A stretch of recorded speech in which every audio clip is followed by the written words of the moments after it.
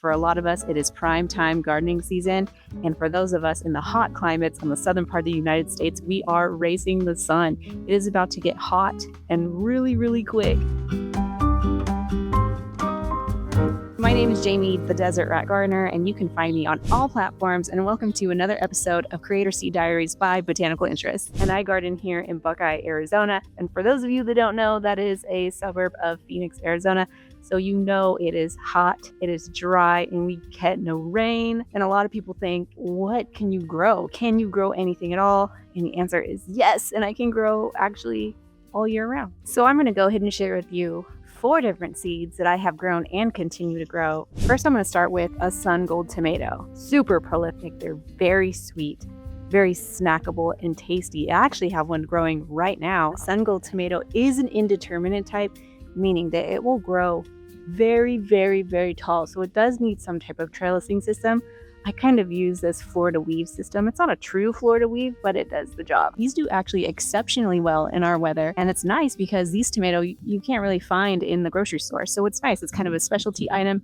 It thrives in this weather. Next, I'll talk about one of my favorite flowers. This is Nicotiana. There's different kinds of Nicotiana. These are all a part of the tobacco family. Tobacco also thrives in the hot weather. So there is Nicotiana tabacum, which is your smoking tobacco, Nicotiana alata, which is another flowering tobacco, which I have actually already in the garden. But this one is a Nicotiana sylvestris. These are a little bit taller than the ones that I have right now, but since they are part of the same family, I should be able to grow them just fine. But these, I'm excited to grow these because these will be more of a statement because the little ones, they're cute, but this seems like it'll be really awesome. And since I've grown the other types of Nicotiana, this should be no problem to grow, especially if you're in a hot climate. Easy. I'll show you just for reference. So this is just an example of what a tobacco family plant would look like. Now this is the Nicotiana alata, not the Nicotiana sylvestris. Remember, this one is going to grow much, much taller than this, but it does have the same structure to it, the very long, tubular flowers. These do attract quite a bit of the night pollinators like the moths. Hummingbirds love them in the evening too, right before the sun sets. They're great. So I can't imagine how beautiful these would be. Another thing that does exceptionally well in the heat would be melons. It's the Minnesota midget melon. They're only like 4 inches in diameter. As we could probably guess, Minnesota doesn't have the longest growing season. So growing something like a melon, which does take a little bit of time, is a little bit more challenging with people that have short growing seasons.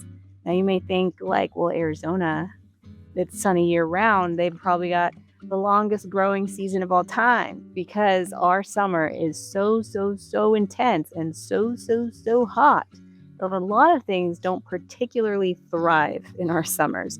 So we kind of have 2 short seasons, kind of like fall and spring, and then we got a big long summer in the middle that's super hot. You know what I'm saying? So I think that's going to be super cool, because a standard melon will be on the vine for a minute, So if you're kind of impatient or you just want to guarantee a harvest before things get a little too hot, this is the move. So if you have a short season, I think this would be something worth picking up. Now, the last thing, definitely not the least thing I'm going to talk to you about today, is Celosia.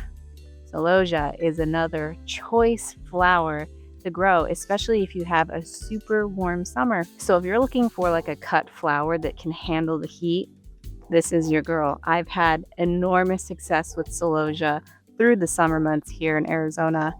And they're probably one of my favorite flowers to grow out here during the summer. Mix these with a couple of zinnias and sunflowers, you got yourself a summer bouquet when it's 150 degrees outside. So when I do start these in my cell trays, I just sprinkle them on top and do like a light layer of vermiculite on top so that the light can seep through, but also it will kind of maintain moisture. So this is a great choice if you have a really brutal summer like we do over here. So that's all I got for you today, and I hope I've inspired you to grow some of these seeds, especially if you live in a warmer climate like I do. And if you enjoy videos like these, go ahead and click like and subscribe, and I will see you next time.